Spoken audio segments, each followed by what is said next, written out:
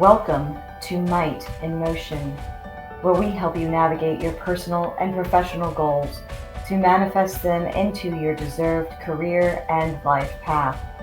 Here at Might in Motion, we don't make excuses, we do the work and go above and beyond. The Might in Motion podcast brings you guests that will help stretch you out of your comfort zone and push you to improve your goals. Like, comment, and share. This is Might in Motion. This evening, I welcome Jason Munden, Blue Eyed Productions, to our podcast this evening. I am really excited about this. He specializes in corporate media, branding, training, social media, and video content creation with well over 15 years of producing video content for target audiences. And his passion and love for what he does is the energy that he brings. It ensures a positive outcome for each production.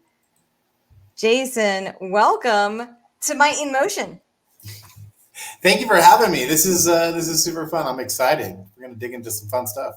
I know, and it's really fun how small of a world it is. I mentioned in the green room that I'm in Georgia. You're like, hey, my daughter lives in Georgia. I'm like, nice, that's really cool. It's a great state, and we have a lot of video production here going on, which is also amazing. So I think just to start off, people might not know who you are and what you do, but you work with some really big corporations like T-Mobile, Amazon, Facebook, Microsoft to do some really cool stuff. So give us a little bit of background of what Blue Eyed Productions is. Thank you so much. The long and short of it is I've followed my passion in life, and I started in front of the camera early on in my 20s and loved that. Actually, in high school, it all started. Back in the day, I'm going to date myself here, but I graduated in '92. But the digital revolution was just starting, and I had my speech and communications teacher literally opened the door to do this, and we started the very first video announcements. Back in the day, he had a passion to see to usher in that era to high schoolers. And so I was the first part of that. I've been a first on a lot of things. So I watched kind of the old school come into the new school. I'm dating myself for sure. But then in my first, coming out of college and all those kind of things, I probably could have dove in more, but I waited. And then I started Blue Eye Productions in 2001 and just, again, followed my passion, realized it's great to be in front of the camera, but it's kind of more lucrative to be behind the camera, or the ability to do both. It's funny because I've still jumped in front of the camera on different things because I love a little bit of that actor energy for sure. But at the end of the day, it really was, following my passion and understanding that I was really good at a couple of things. And that was seeing other people's vision translate. Early on, I learned that I had to take my ego out of the way, which helped a lot when you were dealing with small, medium companies and even the large companies. It's like, it's not my video. It's not my production per se. They're always the executive producer, my customer, my client, my business that I'm working for. Their message, their brand is, takes the utmost. And so in 2004, we became preferred vendors with T-Mobile. And, once you kind of and T-Mobile was really only about 2 years old in the States. And so we built 14 years. I'm still doing work with them now, which is a tribute to, the goal or the advantage of work well done is more work. Right. So if you're doing your job right, you're going to get used more and more. But once you get a client like T-Mobile, it really opens the doors for other Fortune 500, Fortune 100 companies to be like, okay, you've worked at a very high level.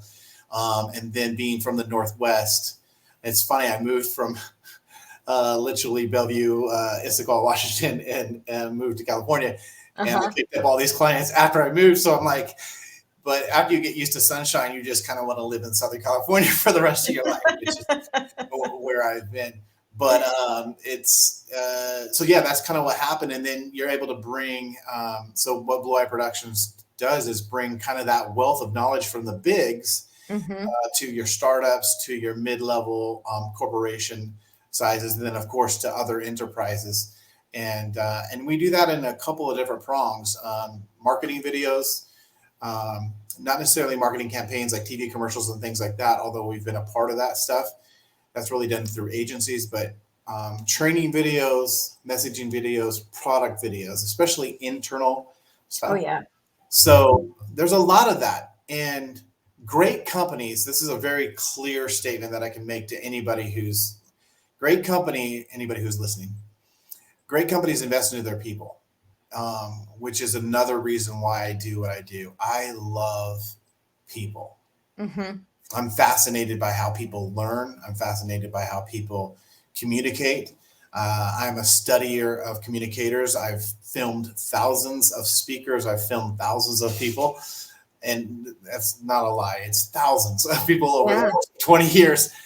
And you get to identify strengths and what works for some people and types of people.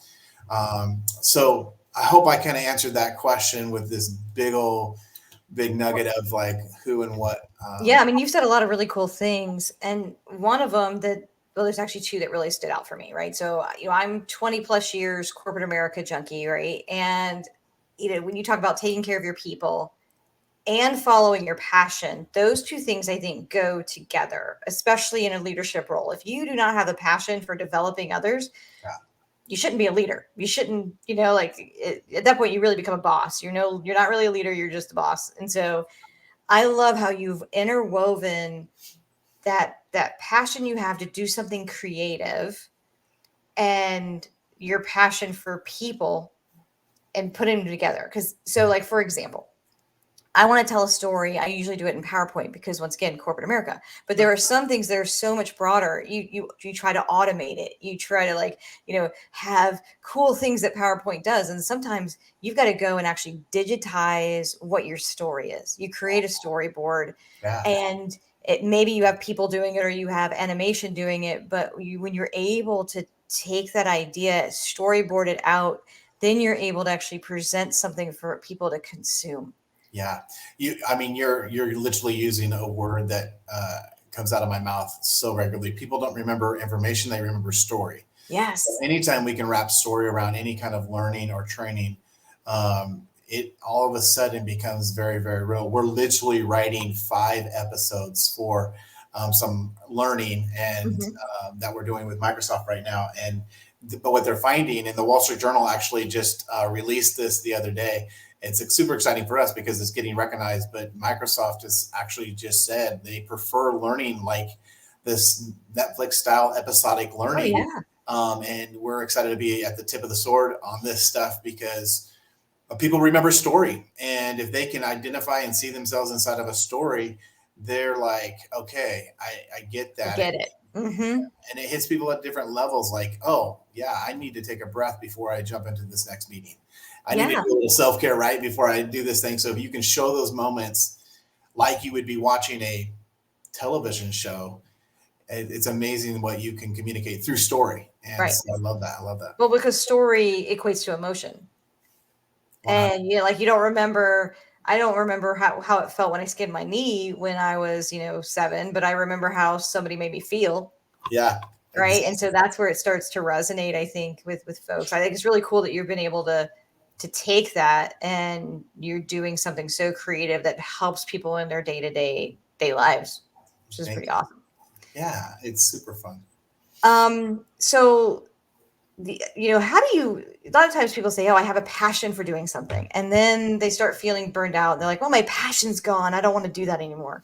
How do you continue and create that grit, that knowing that, hey, maybe today I'm not super, super excited about what I'm doing, but it's following my passion. Yeah. And so therefore it's okay to get through the grind of one day because you've got 22 years of living a really cool life. Sure. Yeah. And that's a great question. And I think it can be spread over any career or anything. And that is a lot of self-awareness, and people that have tapped into that, I think, realize it. And they're the ones that are seeing promotions. They're the ones that are going up to that next level and some people have walked away from, I'm hearing it more and more, COVID opened up a lot of doors for people that are like, I'm never going to go to a 9 to 5 again.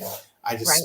I personally just spent 3 days inside of corporate America, and I'm like, that's not me, and I'm okay with that. But it is that whole thing of like, you've got to find that thing, and only you can answer that. And that's the thing it's interesting how, because I deal with so many businesses, I feel like I've been in master classes in so many industries, tech being a main one, wireless another.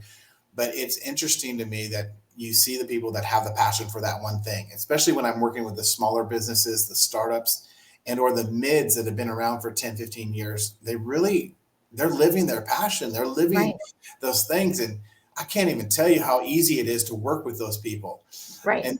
And then you have the opposite,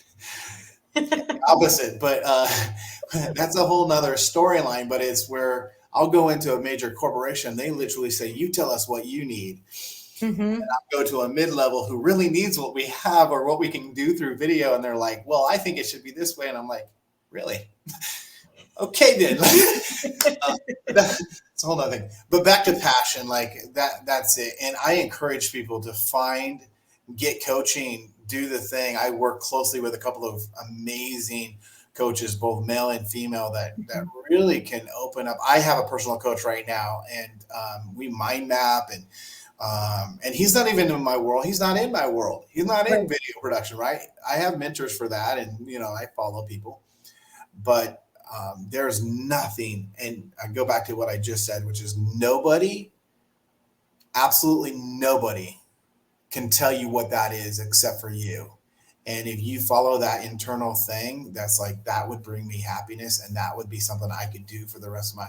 I had a grandfather who, like, he gave me the statement early on: find what you love and do it, and you will make money, and you'll get rich.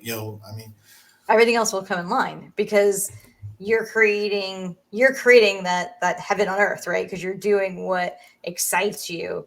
And even though there's some grind here and there, at the end of the day, it still excites you, right? Now, if your passion becomes more like a job, that's different. But you've got to put yourself in environments where it stays like your passion. So, like, I'm in supply chain, right? So you may hate trucks, I love like talking to truck drivers. I love, like when I know that I can do something or my team can do something, and we're going to actually help a real life person in their day and make their day just a little bit better. Like, that excites me. Yeah. And it just happens to be in supply chain.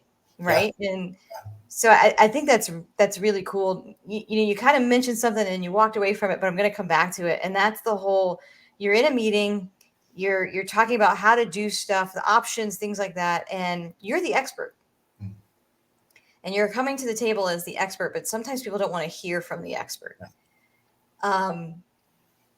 That could be a fatal flaw. That could be like, not only just like, hey, corporate working with a third party provider like yourself, but that could also be within a team, right? And hey, there's an expert, listen to them. It may not matter that they have the highest degree or whatever, but if they're the expert, man, they got something to add value.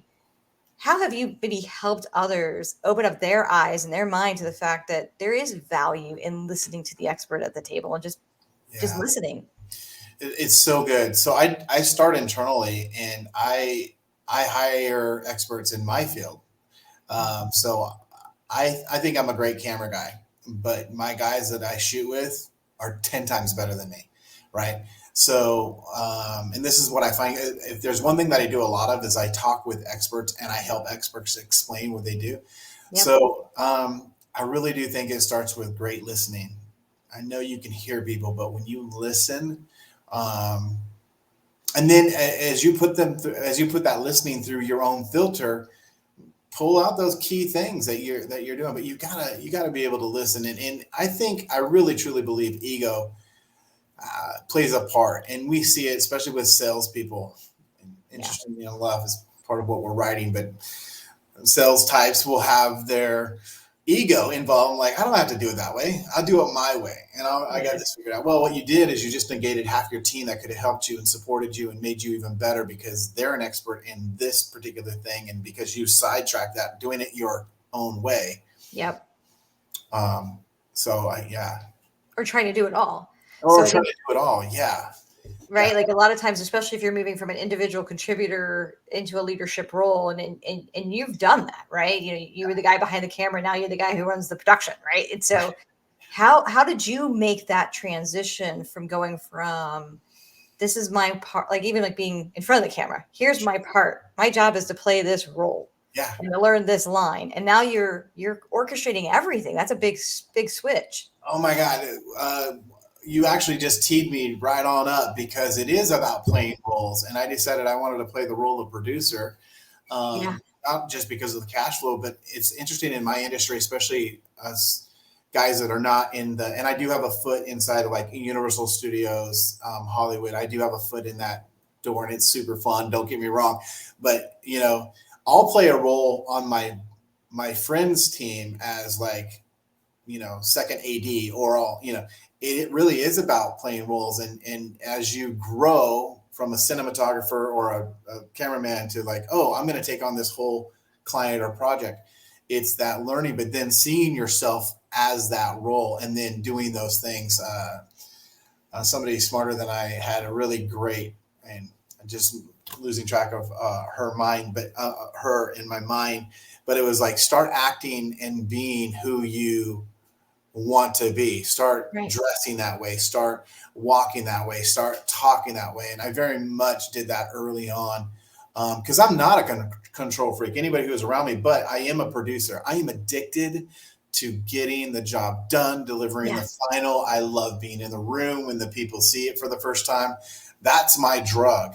And it became my drug. So the only way to fulfill my habit, get my fix, was to be the producer and be like, get it from point A to point Z.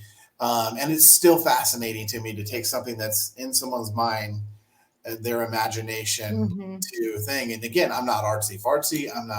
There's a balance between a total like, let's go, let's get it done, to here's the practical way of getting it done. And right. And sometimes, like sometimes if you're super creative, that whole keeping a timeline, keeping a structure can sometimes be hard, right? Whereas other people have a mindset of, here's my production plan, here's my timeline, here's the executables. Oh, something happened. Okay, how can I go and work around whatever that issue is, right? I mean, I'm a big fan of lists. I'm a big fan of project plans. That's that side of my brain that loves it, right? And others that doesn't always fly. You're definitely in an industry where probably there's a lot of like, oh, what's a timeline? Right. The time is money, right? Like, you're absolutely right. And so to have the both and is a blessing. Sometimes it's a curse. So for the longest time, they fought against each other, and I would get frustrated. And there's a term we use, you're in distress. So, marrying the two of let's get it done, and let's, I'm hyped to get to the end, to here's the logistic and even the creative process.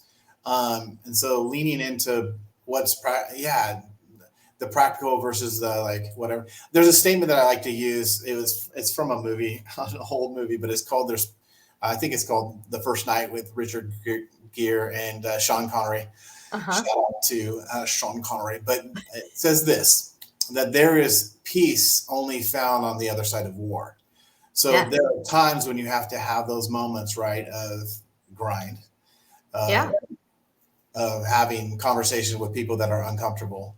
But the result is peace. The result is the ability to move past that hurdle or that thing. I feel like I'm getting all philosophical all of a sudden. No, but I love it though. Plays into, again, we're motivating. There's triggers that motivate people, right? And you have to find out that on the team. I know my close guys. I know how to motivate them. But day in and day out, we're having to find those little buttons. Yeah. And I land on this whole thing with this. If your needs are met, and this, I went through a 2-year training of stuff, and if your needs are met, you can meet other people's needs. If your needs aren't met, you're going to be in distress, and you are not going to be able to match people's stuff. And stuff, there's another word for stuff, right? Thanks for using stuff. I don't have to flag this as explicit, so I appreciate that. Some of my episodes are, You're like, Jason, you're editing this one. So, that's where I go. So this morning this is the seventh call I'm on, and that's not normal, but I had to get my needs met early this morning. So I was up at 7, which isn't super early, but I was up and I was, getting my breath work in and doing my thing, having my coffee. And so I'm full. I'm still full. Like I'm not lacking. Yeah. I love that you find time to figure out what pours into yourself, right? So you've more to pour out to others. Yeah. What are some of your non-negotiables every day that allow you to really be able to have that momentum throughout your day? Yeah, and I hope this doesn't sound cliche, but I did it 3 times today. It's super simple, and again, I don't want it to sound cliche, but it's one word. It's no. And I'm only 4 years into this powerful word. No. No to the things that don't move the needle. Relationships that don't move the needle. I understand your question was really direct, but it starts with like, I'm not going to spend time with those people because that is a no to that at this time, because it doesn't move me to the needle. To where I need to be, whether it be this week, whether it be at the end of the day, whether it be at the right. That again goes back to like, did you set yourself up on Sunday so by Friday you're not on your last breath, but you're literally like Friday's a celebration of like the week. But the power of no is absolutely, and it starts from the very minute things in your life. I just recently, and he's going to love this shout out, but I got to give him a shout out. I'm working with the Panda Man. He has a panda diet, so I'm fasting more. And I tell you, the health thing and the stuff, it's not just, intermittent fasting, but taking a whole day off of just no food or a 24-hour thing, the clarity, and I just saw something from a candidate that talked about like, what are we doing about besides just pumping people full of medicine, some prevention. And so again, I'm in a lot of corporations. I'm in a lot of places, and you can see the healthy people. You can see the not healthy people. You can see the people that need some solutions in their life. Right. Yeah. But it's holistic. Like if you want to be successful in your professional, but also in your personal, it's not just, you can't exclude, I call it might, but you can't exclude that physical aspect of your well-being, right? And that may mean getting motion every day, going for a walk, doing something, stretches, breath work, something, right? Yeah. But then it's also being very thoughtful about what you put in your body. What are you consuming with your eyes, ears, your mouth, right? Like it's a little bit of everything. And so for me, am I going to have a treat? Yeah, I'm going to have some treats. But am I also going to be thinking about what am I eating? And can I cook from home versus going out every day? And just little tweaks end up helping so much. Yeah. And then what you're putting in your ears, like legit, when I work out, I'm almost always listening to a podcast. Yeah. And it varies. Like, I mean, I'm going for everything from like Andy Frisella to a religious podcast to like something that's going into our aliens existing, right? Like it literally is just a little bit of everything, because that's uninterrupted time of me getting information into my brain. Right. And the same thing with reading. Like I try to read at least 10 pages every single day. So good. It's it's the only way I think that you can continue to grow and develop is by carving out time for you. Yeah. 100%. It's your mind is a garden, and whatever you consume, which is becoming a word. I don't watch TV. I have so much time in front of a screen, right? Whether I'm editing, I've got 2 computers, 2 monitors, I actually go through withdrawals when I'm just working on my laptop. I'm like, I need a bigger screen because I'm so used to having more. Yeah. But the one thing on that note, one of the things that I'm sharing with everybody that is listening regarding myself and my life is I started doing self taped meditation. So I just did a voiceover and I put some music to it because I'm able to, because this is what I do, right?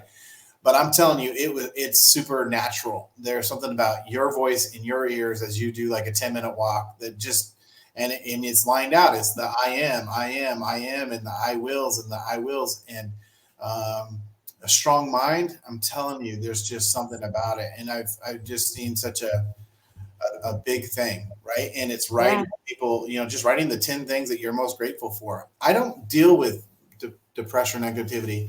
Yeah, I'll wake up every so often and it's like, how the heck am I going to pull it off? But the next words out of my mouth are, I can do all things, right? I can do this. I got this. It's one of my favorite things in Star Wars. The first one, The Force Awakens. I can do this. I can do this. They're like jumping all around there into the next thing. And this, I can do this. I can do that. I freaking love that. Every time that scene comes up and I'm seeing, I'm like, I love that because they're just getting thrown in, right? Well, this week alone, or the last couple of weeks alone, I've had like 10 or 15 things I've never seen before. And I'm like, I can do this. I can do this. Yeah. So, yeah, like sometimes with my team, when we start the week, I always start the week with a team meeting. We're all remote, so we're all calling in from different states and whatever. And every once in a while, I'm sure my team loves it when I do this. But I'm like, all right, we're going to start off the meeting with, tell me something you're grateful for. yeah.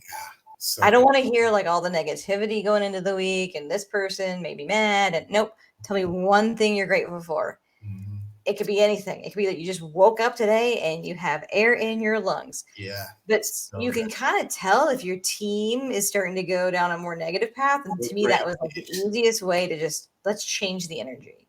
Yeah, good for you. That's so good. We have wins, learns, and next steps. That's the Mhm. if anybody ever asks, the most simple meeting you can have. It takes 30 minutes. Wins, you always start with your wins. There's something about, and you always celebrate your wins because it Mhm. hardwires, right? So wins, learns, not losses. We don't lose. We Nope. get better. We learn. And then next steps, which leads us to like how we're going to get stuff done. It's the simplest I love that. three-prong meeting, right? Because people get complicated. I love Elon Musk. It's like, if it can be a 15-minute meeting, awesome. You know? I think my team loved me this morning because it ended up being a 5-minute meeting. Okay. Thank you to the construction guys that needed my attention, but Yeah. they loved it. I'm like, look, here's what's happening. Here's what you need to know. Love you guys. We'll just catch up at later. Right. There's So been- I know we're getting kind of close to time and I want to be respectful of that. Yeah. Love to know if you could go back in time 10, 15 years, what would you have told Jason back then? What would have been your advice to that yourself 15 years younger? Yeah. Great question, by the way. I love these. I think there would be one thing I would have done because I grew up in a small town. I would have not listened to the fear of the big city. I think I would have moved to LA quicker. And my best example of this is one of my good friends, Dean Holland, who edited The Office. He did Parks and Recreation. He did Brooklyn Nine-Nine. He, excuse me, now has a new show. Great guy, but he's only like a year or two older than I am. And I'm like, and he came to LA and jumped in and got lucky because that's what it does. But he's also a very hardworking, a very kind dude. Shout out to Dean Holland there. But that would be my thing. I would look back, but here's the thing. I also know now that you can trust the process and you're never too late. You're always on time when you're ready. And, but yeah, have there been years of like, what the am I doing? Right. So, but I didn't have the tools, and straight up on this, I did not have the tools to ask myself the right questions. Right. And I wish, high school would teach it more. I wish there would just be more self-discovery type things. That's a whole nother world. But if you're asking me, that would probably be the thing. And then probably even sooner, Yeah. Go for your passion, live your passion, live and be that person that you want to be. Yeah. So I love it. So let go of the fear and go after your passion. It just move faster, really, right? Like if you were able to do those two things, you probably would have been propelled much faster than what you were. And now you are doing those things and you're seeing the manifestation of that passion. That's so cool. Yeah. Yeah. It's interesting because the more I've tapped into that, the faster I've gone. Where, Right. and I've been blessed and fortunate, not because of it's not just been luck. It's been hard work and, Mhm. getting the jobs done and stuff. But Yeah, yeah, I mean, luck is because of hard work. I, I mean, like you I, have to put in the work to create the luck. There's no overnight success, right? It yeah, takes 20 years for the overnight yeah. success to happen. I 100% agree with that. I was a 20-year overnight success. Exactly. Well, I so appreciate your time today, Jason, getting to know you better and sharing your story with everyone. Sure. Just really great takeaways of following your passion, leveraging, video to really tell a story, and that creates that emotion connection with your audience, with your teams, and just really awesome stuff. Yeah. Thank you so much for sharing with everyone. I'd love for us to maybe share with the group on how they can take action. Yeah. So, Yeah. best ways to follow you: Instagram, your website. Yeah. You want to share with the group? Yeah, I would love that. Thank you for putting that on screen. I know that I think we were contemplating going down the road of like why video and how important it is into today's thing. I think if you're anyone in business or entrepreneur, video is so high on the list of things you need to be doing. If you don't know how, feel free to contact me. We have packages and we have uh, terms and sheets and PDFs that be just like, here's the best way to start. And then if you want to engage more, we're available to that. Yeah, and I'll tell you, somebody in corporate America, we haven't actually worked together on that front yet, but it is so important, and it just drives so much momentum with your associates, with your teams, with your customers. Being able to tell that story, video goes a long, long way. So blueeyepro.com would be the website. Everything's out there, or you can follow him at Jason H. Munden, Muden, on Instagram. You also have a TikTok. I didn't put that up there, but you want to share with the group your TikTok? Yeah, Video Assassin. It's that's my other like brand, I guess you could say, because we come in and we kill your video needs. Love it. A lot of times when I'm traveling and stuff, I hear that Jason Bourne music in my Yes. in my head that just feels very spy-like. And it started a couple years ago. The quick story: it started a couple years ago when we had to shoot like 7 cities within like 7 days. So we were literally Chicago, Wow. New York, Miami, Dallas, Seattle, LA. And I had a point person. I was like, "Hey, you set them up, and I'll shoot them." And I know we're not supposed to use those terms as much anymore, but I just No, I love it. And I personally am a believer that everybody should have at bat music. yeah. Like, so you're a baseball player and you're going at bat, they play music in in their stadium, right? Like, I have always wanted that when, I've had to present, at a corporate event. I always have something in my mind. What's my at bat music today, right? Like, so I love that you had the Jason Bourne soundtrack in your head. That I can totally relate to that. Thank you again for joining us this evening, Jason. I really appreciate it. I loved it. Thank you for having me. Thank you for tuning into Might in Motion. If you learned something about motivation, momentum, mindfulness, or might, please like, comment, and share. Thank you.